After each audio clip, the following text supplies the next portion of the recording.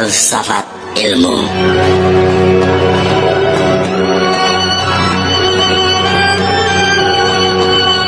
Pengertian filsafat dan filsafat ilmu.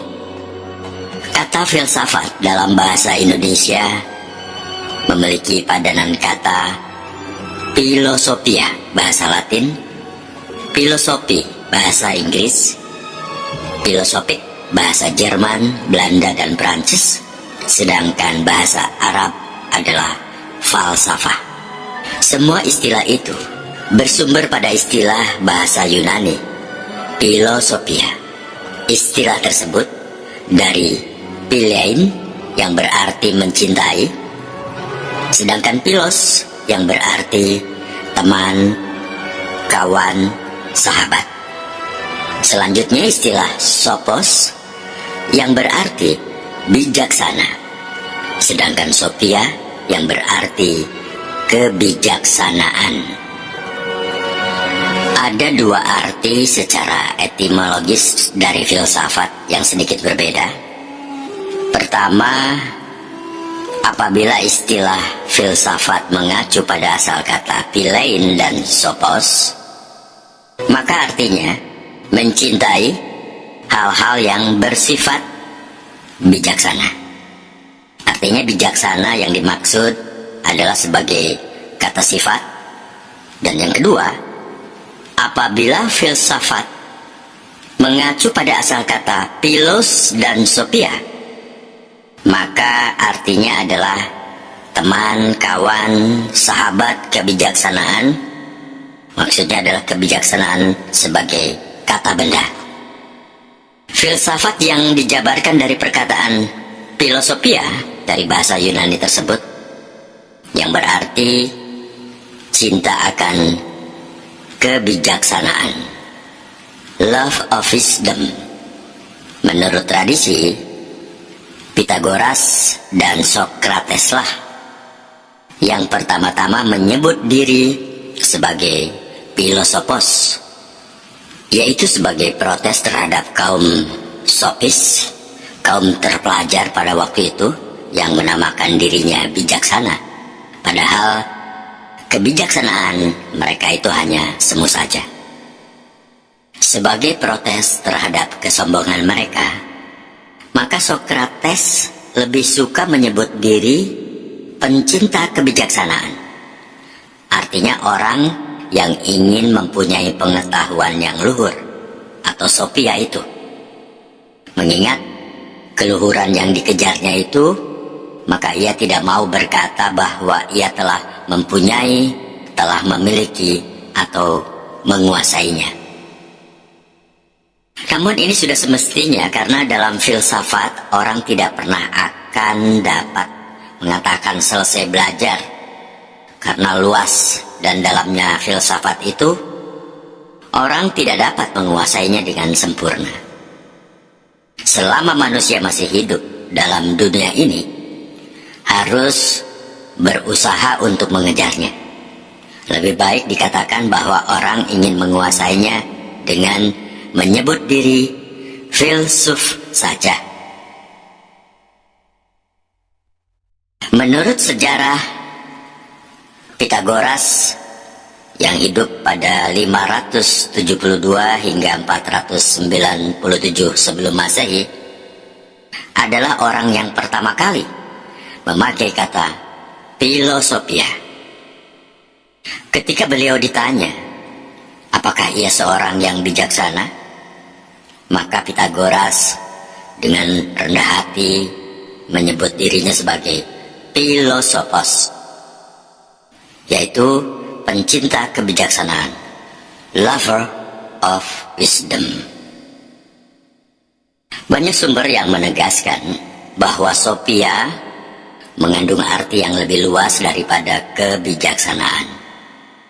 Artinya ada berbagai macam, antara lain yang pertama kerajinan, yang kedua kebenaran pertama, yang ketiga pengetahuan yang luas, yang keempat kebajikan intelektual, yang kelima pertimbangan yang sehat, dan yang keenam, kecerdikan dalam memutuskan hal-hal yang praktis. Dengan demikian, asal mula kata filsafat itu sangat umum, yang intinya adalah mencari keutamaan mental. The pursuit of mental excellence. Nah, dilihat dari pengertian praktisnya, filsafat berarti alam pikiran atau alam berpikir. Berfilsafat artinya berpikir. Namun, tidak semua berpikir berarti berfilsafat. Berfilsafat adalah berpikir secara mendalam dan sungguh-sungguh. Sebuah semboyan mengatakan bahwa setiap manusia adalah filsuf. Ya, semboyan ini benar juga, karena semua manusia berpikir. Akan tetapi, secara umum, semboyan itu tidak benar, karena tidak semua manusia yang berpikir adalah filsuf. Filsuf hanyalah orang yang memikirkan hakikat segala sesuatu dengan sungguh-sungguh dan mendalam. Tegasnya, filsafat adalah hasil akal seorang manusia yang mencari dan memikirkan suatu kebenaran dengan sedalam-dalamnya. Dengan kata lain, filsafat adalah ilmu yang mempelajari dengan sungguh-sungguh hakikat kebenaran segala sesuatu. Muhammad Hatta mengemukakan pengertian apa filsafat itu lebih baik tidak dibicarakan lebih dulu. Nanti, bila orang telah banyak membaca atau mempelajari filsafat, orang itu akan mengerti dengan sendirinya apa filsafat itu menurut konotasi filsafat yang ditangkapnya. Langeveld juga berpendapat begitu. Katanya, setelah orang berfilsafat sendiri, barulah ia maklum apa filsafat itu, dan makin dalam ia berfilsafat akan makin mengerti apa filsafat itu. Puja Wiyatna juga menyatakan bahwa kata filsafat berasal dari kata Arab yang berhubungan rapat dengan kata Yunani. Bahkan asalnya memang dari kata Yunani. Kata Yunaninya adalah filosofia. Dalam bahasa Yunani, kata filosofia merupakan kata majemuk yang terdiri atas philo dan sophia. Philo artinya cinta dalam arti yang luas, yaitu ingin, dan karena itu lalu berusaha mencapai yang diinginkan itu. Sophia artinya kebijakan dan mengandung arti juga pandai, pengertian yang mendalam. Jadi menurut namanya saja, filsafat boleh diartikan ingin mencapai pandai, cinta pada kebijakan. Bicara tentang filsafat sebagai ilmu. Dikatakan filsafat sebagai ilmu karena dalam pengertian filsafat terkandung 4 pertanyaan ilmiah, yaitu bagaimanakah, mengapakah, kemanakah, dan apakah. Pertanyaan bagaimana menanyakan sifat-sifat yang dapat ditangkap atau yang tampak oleh indera. Jawaban atau pengetahuan yang diperolehnya bersifat deskriptif atau penggambaran. Pertanyaan mengapa menanyakan tentang sebab atau asal mula sebuah objek dan jawaban atau pengetahuan yang diperolehnya bersifat kausalitas atau sebab akibat. Pertanyaan kemana menanyakan tentang apa yang terjadi di masa lampau, masa sekarang, dan masa yang akan datang. Jawaban yang diperoleh ada 3 jenis pengetahuan, yaitu yang pertama, pengetahuan yang timbul dari hal-hal yang selalu berulang-ulang atau kebiasaan, yang nantinya pengetahuan tersebut dapat dijadikan sebagai pedoman. Ini dapat dijadikan dasar untuk mengetahui apa yang akan terjadi.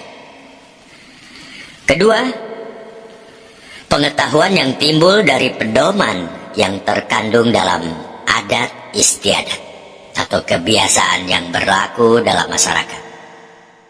Dalam hal ini, tidak dipermasalahkan apakah pedoman tersebut selalu dipakai atau tidak.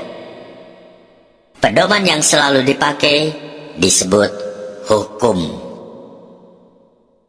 Ketiga, pengetahuan yang timbul dari pedoman yang dipakai atau hukum sebagai suatu hal yang dijadikan pegangan. Tegasnya, pengetahuan yang diperoleh dari jawaban kemanakah adalah pengetahuan yang bersifat normatif.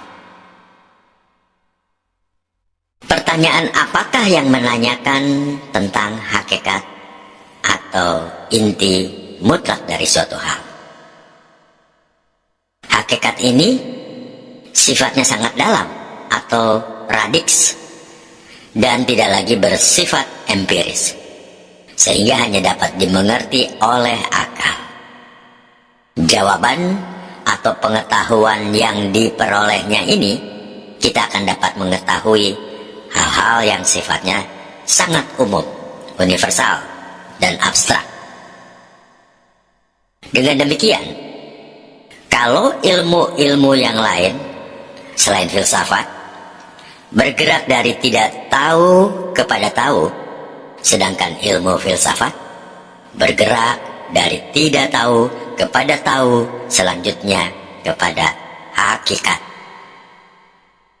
Untuk mencari atau memperoleh pengetahuan hakikat, haruslah dilakukan dengan abstraksi, yaitu suatu perbuatan akal untuk menghilangkan keadaan, sifat-sifat yang secara kebetulan atau sifat-sifat yang tidak harus ada atau aksidensia, sehingga akhirnya tinggal keadaan atau sifat yang harus ada atau mutlak, yaitu substansial.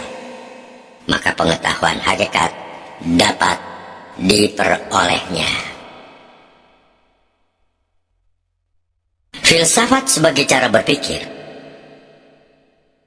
Berpikir secara filsafat dapat diartikan sebagai berpikir yang sangat mendalam sampai kepada hakikat, atau berpikir secara global atau menyeluruh, atau berpikir yang dilihat dari berbagai sudut pandang pemikiran atau sudut pandang ilmu pengetahuan.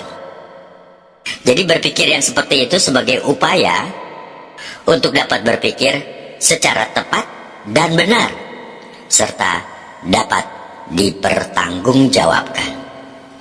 Dan hal ini harus memenuhi persyaratan. Yang pertama, harus sistematis. Pemikiran yang sistematis ini maksudnya adalah untuk menyusun suatu pola pengetahuan yang rasional.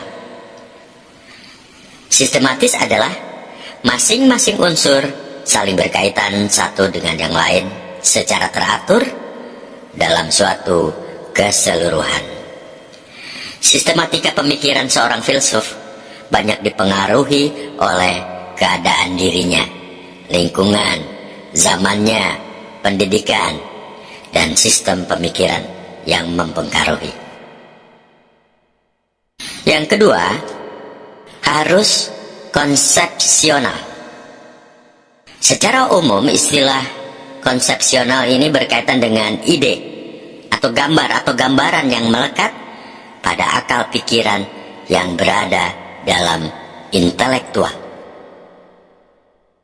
Gambaran tersebut mempunyai bentuk tangkapan sesuai dengan realnya, sehingga maksud dari konsepsional ini sebagai upaya untuk menyusun suatu bagan yang terkonsepsi atau jelas. Karena berpikir secara filsafat sebenarnya berpikir tentang hal dan prosesnya. Yang ketiga, harus koheren. Koheren atau runtut adalah unsur-unsurnya tidak boleh mengandung uraian-uraian yang bertentangan satu sama lain. Koheren atau runtut di dalamnya memuat suatu kebenaran logis. Sebaliknya, apabila suatu uraian yang di dalamnya tidak memuat kebenaran logis, maka uraian tersebut dikatakan sebagai uraian yang tidak koheren. Yang keempat, harus rasional. Yang dimaksud dengan rasional adalah unsur-unsurnya berhubungan secara logis. Artinya, pemikiran filsafat harus diuraikan dalam bentuk yang logis, yaitu suatu bentuk kebenaran yang mempunyai kaidah-kaidah berpikir atau logika. Yang kelima, harus sinoptik. Sinoptik artinya pemikiran filsafat harus melihat hal-hal yang menyeluruh atau dalam kebersamaan secara integral. Yang keenam, harus mengarah kepada pandangan dunia. Yang dimaksud adalah pemikiran filsafat sebagai upaya untuk memahami semua realitas kehidupan dengan jalan menyusun suatu pandangan hidup dunia, termasuk di dalamnya menerangkan tentang dunia dan semua hal yang berada di dalamnya. Sedangkan berbicara filsafat ilmu, jadi cabang filsafat yang membahas masalah ilmu ya adalah filsafat ilmu. Tujuannya mengadakan analisis mengenai ilmu pengetahuan dan cara bagaimana pengetahuan ilmiah itu diperoleh. Jadi, filsafat ilmu adalah penyelidikan tentang ciri-ciri pengetahuan ilmiah dan cara untuk memperolehnya. Pokok perhatian filsafat ilmu adalah proses penyelidikan ilmiah itu sendiri. Istilah lain dari filsafat ilmu adalah theory of science, teori ilmu, dan science of science, ilmu tentang ilmu. Namun sebenarnya, berbicara mengenai filsafat ilmu sulit untuk memberikan suatu batasan yang positif. Banyak pendapat yang memiliki makna serta penekanan yang berbeda tentang filsafat ilmu. Menurut Profesor Dr. Connie R. Semiawan dan kawan-kawan, untuk menetapkan dasar pemahaman tentang filsafat ilmu sangat bermanfaat untuk menyimak 4 titik pandang dalam filsafat ilmu, yaitu yang pertama, pandangan yang menyebutkan bahwa filsafat ilmu adalah perumusan world views yang konsisten dengan dan pada beberapa pengertian didasarkan atas teori-teori ilmiah yang penting. Jadi menurut pandangan ini merupakan tugas dari filsuf ilmu untuk mengelaborasikan implikasi yang lebih luas dari ilmu. Yang kedua, pandangan yang mengemukakan bahwa filsafat ilmu adalah suatu eksposisi dari presupposition dan predisposition dari para ilmuwan. Filsuf ilmu mungkin mengemukakan bahwa para ilmuwan menduga atau presuppose alam tidak berubah-ubah dan terdapat suatu keteraturan di alam sehingga gejala alam yang tidak begitu kompleks cukup didapat oleh peneliti. Sebagai tambahan, peneliti mungkin tidak menutupi keinginan deterministik para ilmuwan lebih dari hukum statistik atau pandangan mekanistik, lebih dari penjelasan teologik. Pandangan ini cenderung mengasimilasikan filsafat ilmu dengan sosiologi. Yang ketiga, pandangan yang mengemukakan bahwa filsafat ilmu adalah suatu disiplin yang di dalamnya konsep dan teori tentang ilmu dianalisis dan diklasifikasikan. Hal ini berarti memberikan kejelasan tentang makna dari berbagai konsep seperti partikel, gelombang, potensial, dan kompleks di dalam pemanfaatan ilmiahnya. Sedangkan bicara tentang definisi filsafat dan filsafat ilmu. Definisi filsafat. Istilah filsafat bisa ditinjau dari dua segi, yaitu yang pertama, segi semantik.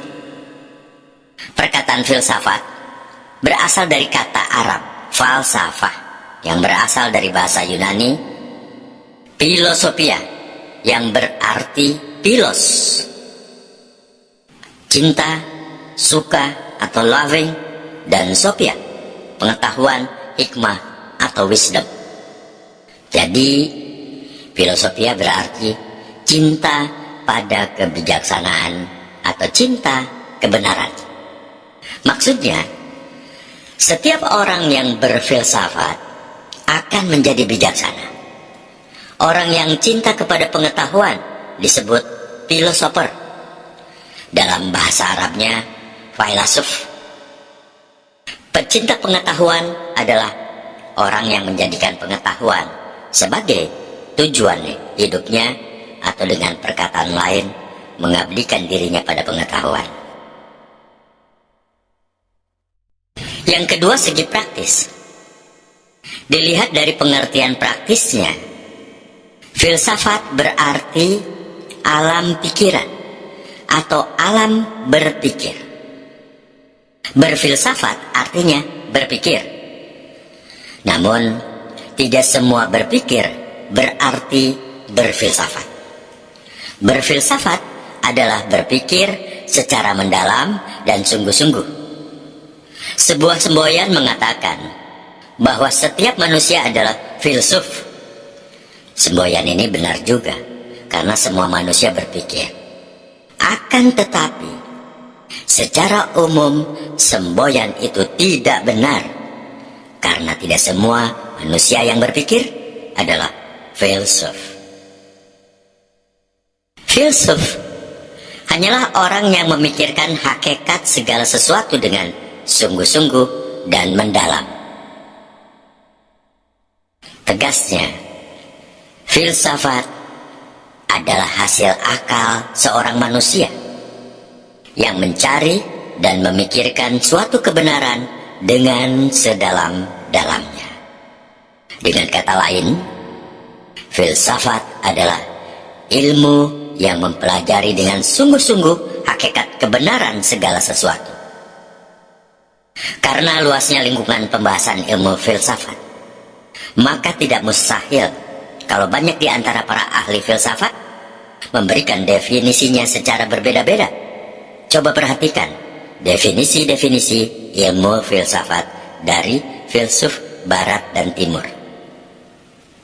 Yang pertama, Plato, yang hidup pada tahun 427 sebelum Masehi sampai 347 sebelum Masehi. Seorang filsuf Yunani yang sangat terkenal, murid Sokrates dan juga guru Aristoteles, mengatakan filsafat adalah pengetahuan tentang segala yang ada atau ilmu pengetahuan yang berminat mencari kebenaran yang asli. Sedangkan Aristoteles yang hidup 384 sebelum Masehi hingga 322 sebelum Masehi mengatakan filsafat adalah ilmu pengetahuan yang meliputi kebenaran yang di dalamnya terkandung ilmu-ilmu metafisika, logika, retorika, etika, ekonomi, politik, dan estetika. Filsafat menyelidiki sebab dan asas segala benda. Kemudian Marcus Tullius Cicero, politikus dan ahli pidato Romawi, yang merumuskan filsafat adalah pengetahuan tentang sesuatu yang maha agung dan usaha-usaha untuk mencapainya. Al-Farabi, filsuf muslim terbesar sebelum Ibnu Sina, yang juga mengatakan bahwa filsafat adalah ilmu pengetahuan tentang alam ma'wujud dan bertujuan menyelidiki hakikat yang sebenarnya.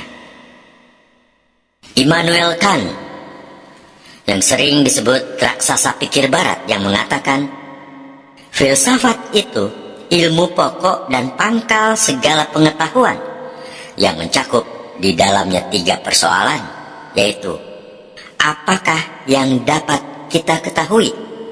Dijawab oleh metafisika. Apakah yang boleh kita kerjakan? Dijawab oleh etika. Sampai di manakah pengharapan kita? Dijawab oleh antropologi. Sedangkan Profesor Dr. Fuad Hasan mengatakan bahwa filsafat adalah suatu ikhtisar untuk berpikir radikal. Artinya, mulai dari radiksnya suatu gejala, dari akarnya suatu hal yang akan dimasalahkan, dan dengan jalan penjajakan yang radikal itu, filsafat berusaha untuk sampai kepada kesimpulan-kesimpulan yang universal. Hasbullah Bakri juga merumuskan ilmu filsafat adalah ilmu yang menyelidiki segala sesuatu dengan mendalam mengenai ketuhanan, alam semesta, dan manusia, sehingga dapat menghasilkan pengetahuan tentang bagaimana hakikatnya sejauh yang dapat dicapai oleh akal manusia, dan bagaimana sikap manusia itu seharusnya setelah mencapai pengetahuan. Sedangkan konsep Francis Bacon, filsafat merupakan induk agung dari ilmu-ilmu, dan filsafat menangani semua pengetahuan sebagai bidangnya. Konsep John Dewey sebagai tokoh pragmatisme berpendapat bahwa filsafat haruslah dipandang sebagai suatu pengungkapan mengenai perjuangan manusia secara terus-menerus dalam upaya melakukan penyesuaian berbagai tradisi yang membentuk budi manusia terhadap kecenderungan ilmiah dan cita-cita politik yang baru dan tidak sejalan dengan wewenang yang diakui. Tegasnya, filsafat sebagai suatu alat untuk membuat penyesuaian-penyesuaian di antara yang lama dan yang baru dalam suatu kebudayaan. Diyarkara mengatakan bahwa filsafat adalah perenungan yang sedalam-dalamnya tentang sebab-sebab ada dan berbuat perenungan tentang kenyataan atau reality yang sedalam-dalamnya sampai ke mengapa yang penghabisan. Noto Nagoro juga menjelaskan bahwa filsafat itu menelaah hal-hal yang menjadi objeknya dari sudut intinya yang mutlak dan yang terdalam, yang tetap dan yang tidak berubah yang disebut hakikat. Sedangkan konsep René Descartes, filsafat merupakan kumpulan segala pengetahuan di mana Tuhan, alam, dan manusia menjadi pokok penyelidikannya. Pujawiyatna mengatakan filsafat adalah ilmu yang berusaha mencari sebab sedalam-dalamnya bagi segala sesuatu berdasarkan atas pikiran belaka. Perlu diketahui bahwa filsafat tidak berbeda dengan ilmu-ilmu lain dalam objek material yang diselidikinya, yaitu mengenai semua yang ada, manusia, alam, dan Tuhan. Adapun yang beda adalah objek formalnya, yaitu segi atau sudut dari materi yang diselidiki. Yang menjadi objek formal dari filsafat adalah hal-hal yang menyangkut hakikat, sifat dasar arti atau makna terdalam dari sesuatu itu. Dan kita contohkan, mengenai manusia yang dipersoalkan adalah mengenai apa hakikat manusia itu. Tentu saja bukan hal-hal yang dapat dijangkau dengan pengamatan indera, tetapi lama sekali hanya dapat dicapai dengan kemampuan rasio, rasa, dan logika.